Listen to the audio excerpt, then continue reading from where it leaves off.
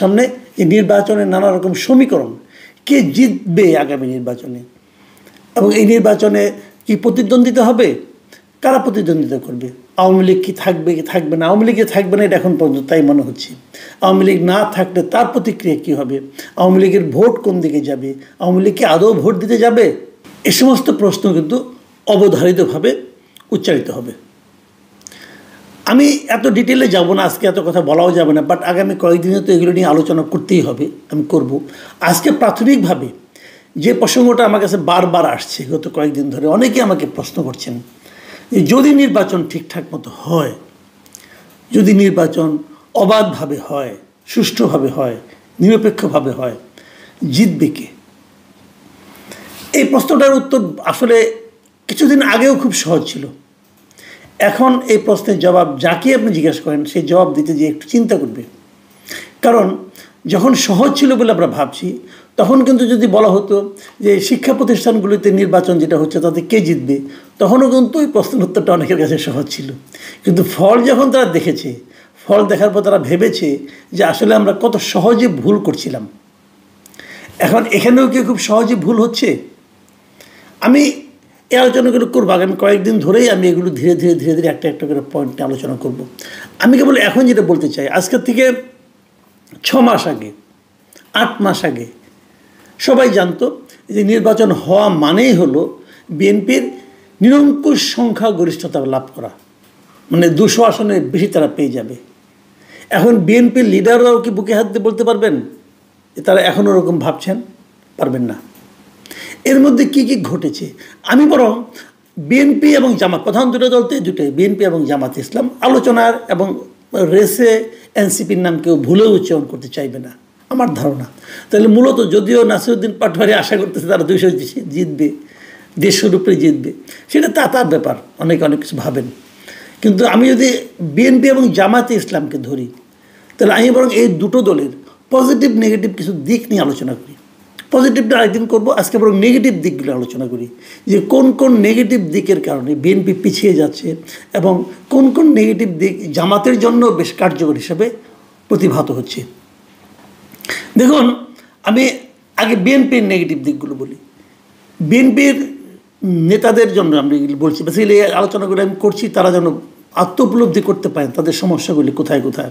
আমার বিবেচনা, সবই আমার বিবেচনা, কিন্তু আমার বিবেচনায় বিএনপি আওয়ামী লীগ সরকার চলে যাওয়ার পর গত 1 বছরের বেশি সময়ে তারা জনগণের মন জয় করার জন্য কোনো পদক্ষেপ নিতে পারেনি।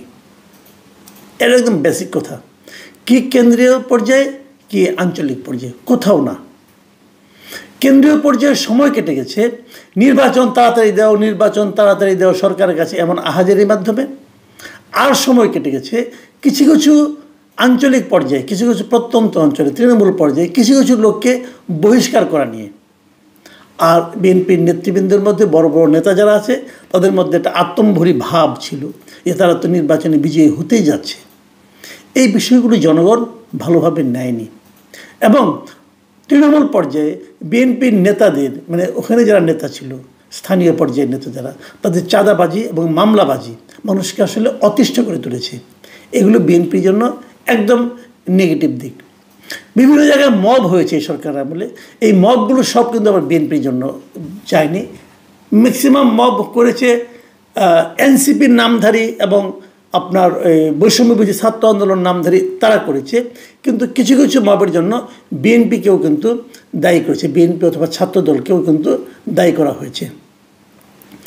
এর পাশাপাশি আরেকটা কাজ হয়েছে, বিএনপি আঞ্চলিক পর্যায়ে যতটুকু না কুকর্ম করেছে তার চেয়ে বেশি সেগুলোকে জনগণের সামনে তুলে ধরা হয়েছে, দেখানো হয়েছে, দৃশ্যমান করা হয়েছে। এই কাজটা করেছে জামাত খুব সুন্দরভাবে তাদের সংগঠিত যে আপনার প্রচার মাধ্যম আছে, সোশ্যাল মিডিয়া আছে, তার মাধ্যমে তারা বিএনপির এই সমস্ত ঘটনাগুলোকে অনেক সময় বিবর্ধিত করে প্রচার করেছে, যাতে বিএনপির ইমেজ আরও বেশি ক্ষুণ্ণ হয়েছে। আর বিএনপির আরও একটা নেগেটিভ দিক ছিল যে বিএনপির কেন্দ্রীয় নেতার গত 1 বছরেও দেশে উপস্থিত না থাকতে পারাটা। মানুষ জানে না যে তারা যাদেরকে প্রাইম মিনিস্টার বানাতে চাচ্ছে সে লোকটা দেখতে কেমন, সে লোকটার অবয়ব কেমন, সে কীভাবে হাঁটে, কীভাবে কথা বলে কেউ জানে না, তার খেলে একটা ছবি দেখে সবাই। এটা এই দেশের সাধারণ মানুষকে মুগ্ধ করেনি, সাধারণ মানুষকে আশাবাদী করেনি। এই জিনিসটা হলো বিএনপির নেগেটিভ কয়েকটা দিকে আমি আপাতত বললাম, আগামীতে আরও দু একটা করে বলবো। পজিটিভ দিকে কিছু আছে, সেগুলো পরে বলবো। এখন আমি জামায়াতে ইসলামের কয়েকটা নেগেটিভ দিক বলি। জামায়াতে ইসলাম কিন্তু এই ডাকসু নির্বাচনের আগ পর্যন্ত খুব বিনয়ী ভঙ্গিতে তারা কিন্তু ছিল, এবং তাদের মধ্যে জনগণ ডাউন টু আর্থ বলতে যা বোঝায় এরকম একটা মনোভাব তাদের মধ্যে তাদের আচরণে আমরা দেখতে পেয়েছি। কিন্তু যেই নাকি ডাকসু এবং জাকসু নির্বাচন হয়ে গেল, ঢাকা ইউনিভার্সিটি এবং জাহাঙ্গীরনগর ইউনিভার্সিটি, এই দুটো ইউনিভার্সিটিতে তারা ব্যাপক জয় পাওয়ার পর, নিরঙ্কুশ জয় আমি বলবো, ব্যাপক জয় পাওয়ার পর তাদের মধ্যে এক ধরনের তাদের নেতাদের বডি ল্যাঙ্গুয়েজ আমি চেঞ্জ দেখেছি, কথাবার্তায় একটা চেঞ্জ দেখেছি, এবং তাদের অতি আত্মবিশ্বাসী বলে আমার কাছে মনে হয়েছে। তারা যেন বোঝাতে চেয়েছে যে এই রেজাল্টই সারা দেশে হবে। আসলে কি হবে এটা নিয়ে নানা ধরনের বিতর্ক আছে, সেই বিতর্কগুলো নিয়ে আমরা পরে আলোচনা করবো আস্তে আস্তে। কিন্তু এখন যেটা নিয়ে আমি বলতে চাচ্ছি, জামাতের নেতাদের মধ্যে এই যে পরিবর্তনটা, এই পরিবর্তনটা কিন্তু অনেকে আবার ভালোভাবে নেয়নি।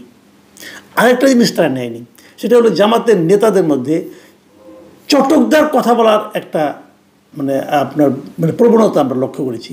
যেমন ধরা যাক, একই বিষয় নিয়ে একাধিক নেতা এক এক রকম কথা বলেছেন। যেমন কয়েকদিন আগে একদম দেশ টিভিতে একটা আলোচনা সভায় একজন নেতা উনি বললেন যে ওনারা অবশ্যই শরিয়া আইন কায়েম করবেন। এর আগে আবার আবদুল্লাহ মোহাম্মদ তাহের, উনি আবার ভারতের একজন শিক্ষাবিদ, বাংলাদেশ বিশেষজ্ঞ বলা যায় যাকে, শ্রীরাধা দত্ত, তাকে উনি যেভাবে বলেছিলেন, তাকে প্রশ্ন করা হয়েছিল আপনারা কি জিতলে পরে শরিয়া আইন চালু করবেন? তখন তাহের সাহেব বলেছিলেন আমরা কি কোথাও বলেছি আমরা শরিয়া আইন চালু করব? অর্থটা কী? এর অর্থ হলো ওনারা শরিয়া আইন চালু নাও করতে পারেন। তাহলে এটা কিন্তু ওনার অন্য নেতাদের বক্তব্যের সঙ্গে মিলছে না। জামাতকে এই জিনিসটা স্পষ্ট করতে হবে, তারা আসলে কি চায়। তারা কি আসলে শরিয়া আইন কায়েম করতে চান নাকি চান না, নাকি তারা শরিয়া আইন সম্বন্ধে এরকম অস্পষ্ট ধোঁয়াশা একটা অবস্থা রেখে মানুষের ভোট নেওয়ার পর তারপর তারা শরিয়া আইন কায়েম করবেন? তো এটা কি এক ধরনের প্রতারণা হয়ে যাবে না? রাজনীতিতে প্রতারণা হয়তো চলে, কিন্তু যে রাজনীতিটা ধর্মের উপর নির্ভর করে, ভিত্তি করে হয়, যারা ধর্মের কথা বলেন, ধর্মভিত্তিক রাজনীতির কথা বলেন, তাদের কাছ থেকে কিন্তু প্রতারণা মানুষরা দেখতে চায় না। কাজে এই জিনিসটা জামাত ইসলামকে এখনই ক্লিয়ার করতে হবে, তারা শরিয়া আইন কায়েম করতে চান কি চান না। আরেকটা জিনিস যেটা নাকি জামাতের আমি মনে করি সবচেয়ে নেগেটিভ দিক এই মুহূর্তে এখন পর্যন্ত, তারা যেটাকে পজিটিভ মনে করছে বলে আমার ধারণা, তারা পিয়ার নিয়ে আন্দোলন করছে। তারা পিয়ার কায়েম করবে, পিয়ার ব্যবস্থা নির্বাচন করতে চায়, অমুক চায় তমুক চায়। কিন্তু একটা কথা জামাত কিন্তু এখনও ক্লিয়ার করে বলতেই পারে নাই, তারা কোন পদ্ধতির পিয়ার চায়। এই পিয়ার নিয়ে যে সমস্ত প্রশ্ন উঠেছে, আমি দেখেছি অনেক জামাত এটা পিয়ার নিয়ে কথা বলছেন, এবং পিয়ার নিয়ে একটা প্রশ্ন যখন কেউ করে যে ঠিক আছে যদি পিয়ার হয় তাহলে স্বতন্ত্র প্রার্থীদের কী হবে, তখন তারা কিন্তু জবাব দিতে পারে না। তারা বলে যে আমরা এটার উপরে গবেষণা করব, বের করব, অনেক রকম পিয়ার আছে। আমি জামাত নেতৃবৃন্দকে বলবো আপনারা এখনই বলে দেন আপনারা কোন ধরনের পিয়ার চান, এবং সেই পিয়ারের প্রত্যেকটা প্রশ্ন, এই যে আমরা মাঝে মাঝে দেখি না FAQ, হ্যাঁ, ফ্রিকুয়েন্টলি আস্কড কোশ্চেন, যে কোশ্চেনগুলো সবসময় বলে যে ভাই এটার কী হবে, ওটার কী হবে, সকল প্রশ্নের জবাব সম্বলিত আপনারা একটা জবাব তৈরি করেন এবং সেটা জনগণের কাছে নিয়ে যান। কেবল তাহলেই আপনারা পিয়ারকে কিন্তু জনপ্রিয় করতে পারবেন। অনেক মিটিংয়ে দেখলাম, অনেক মিছিলে অনেক লোক এসেছে, সাংবাদিকরা জিজ্ঞাসা করছে আপনারা কী চান, পিয়ার চায়, পিয়ার কী জিনিস, তারা কেউ বলতে পারে না, বলে আমাদের নেতা বলছেন পিয়ারের কথা। তো এভাবে বললে কিন্তু আপনি পিয়ারকে জনপ্রিয় করতে পারবেন না। এগুলো কিন্তু এই যে অস্পষ্টতা, জামাতের অস্পষ্টতা এবং সাম্প্রতিককালের যে একটা অতি আত্মবিশ্বাস, আমি মনে করি এগুলো জামাতের জন্য দুর্বলতার প্রকাশ ঘটাবে। আর নির্বাচন অনুষ্ঠানে সরকারের কি দুর্বলতা আছে সেটা বলে শেষ করা যাবে না। এই সরকার কতটুকু সবলভাবে নির্বাচনটা সম্পন্ন করতে পারবে তা নিয়ে কিন্তু আমার সন্দেহ রয়ে গেছে। প্রিয় দর্শক, আগামীতে এই নির্বাচনে বিভিন্ন ইস্যু নিয়ে, বিভিন্ন দিক নিয়ে আমি হয়তো আরও কিছু আলোচনা করব।